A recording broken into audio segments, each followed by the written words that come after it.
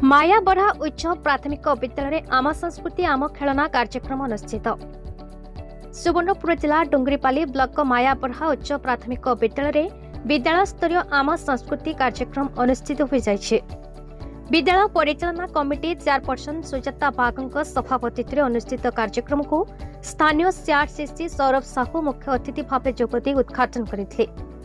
बरपाली कलाभूमि प्रतिष्ठाता रमाकांत त्रिपाठी मुख्य वक्ता भाव जोगदे आम संस्कृति रे खेलनार महत्व और शैक्षिक कार्य ताहार व्यवहार विषय मत व्यक्त करने सह चित्रांकन माध्यम विभिन्न शैक्षिक खेलना तैयारी करी एहार व्यवहार विषय शिक्षा देथिले।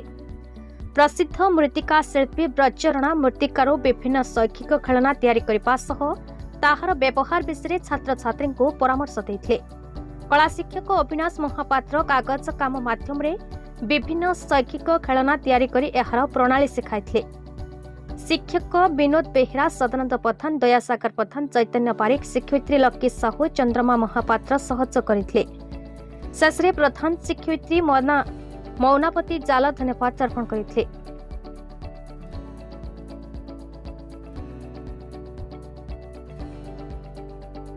सुवर्णपुर जिलार श्यामसुंदर पंडा टिकेलाल त्रिपाठी रिपोर्ट, भारत न्यूज।